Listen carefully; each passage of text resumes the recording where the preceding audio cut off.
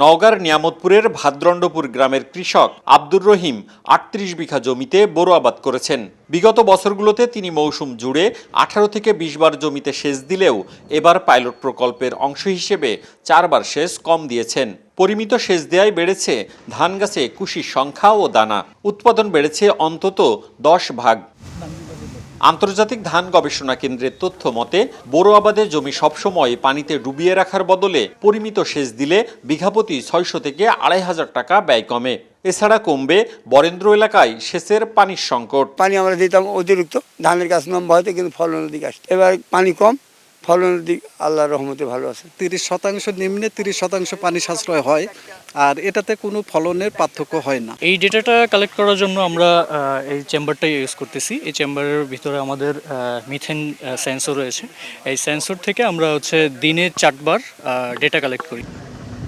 Asian development bank, ইরি, কৃষি সম্প্রসারণ অধিদপ্তর, বিশ্ববিদ্যালয়ের গবেষক সহ একাধিক বেসরকারি উন্নয়ন প্রতিষ্ঠান বরেন্দ্র এলাকার ১০০০ হেক্টর জমির বোরো ধানের আবাদ নিয়ে গবেষণা করেছেন। বিশেষজ্ঞদের ভাষ্য, তারা কার্বন বাণিজ্যের লক্ষ্যে চলতি মৌসুমে প্রকল্পের জমিতে ম্যানুয়াল ও অটোমেটিক গ্রিনহাউস গ্যাস চেম্বার স্থাপন করেছেন। ধান গাছ থেকে নিঃসরিত গ্যাস ওই চেম্বারে জমা হয়। বিভিন্ন পর্যায়ের পরীক্ষার পর সেই গ্যাসের ডেটা তৈরি হচ্ছে। ২০% সেচের সাশ্রয় হয়, তার পাশাপাশি ৩০% কম গ্রিনহাউস গ্যাস নির্গত হয়। তো যদি ২০% সেচটা সাশ্রয় হয়, তাহলে এটা বরেন্দ্র অঞ্চলের জন্য খুবই গুরুত্বপূর্ণ, এবং তার পাশাপাশি ৩০% যদি গ্যাস কম নির্গত হয়, গ্রিনহাউস গ্যাস, তাহলে সেটা পরিবেশের জন্য অত্যন্ত উপকারী। বিশ্বের অনেক কোম্পানি আছে, দেশ আছে যারা কার্বন ইমিশন করে, সেই জন্য আমার যে কার্বন আমি ইমিশন কমাচ্ছি সেটা তারা কিনবে এবং তার বিনিময়ে আমাদেরকে টাকা দিবে। আমরা যদি সঠিকভাবে এবং স্ট্যান্ডার্ডভাবে মাপতে পারি এবং এটাকে প্লেস করতে পারি, তাহলে এটা ৬ থেকে ৮,০০০ টাকা পর্যন্ত একটা ফার্মার কার্বন ইনসেন্টিভ পাবে। গবেষণার তথ্য মতে পরিমিত সেচ দেয়ায় ৩৭ ভাগ গ্রিনহাউস গ্যাস কম উৎপাদন হচ্ছে।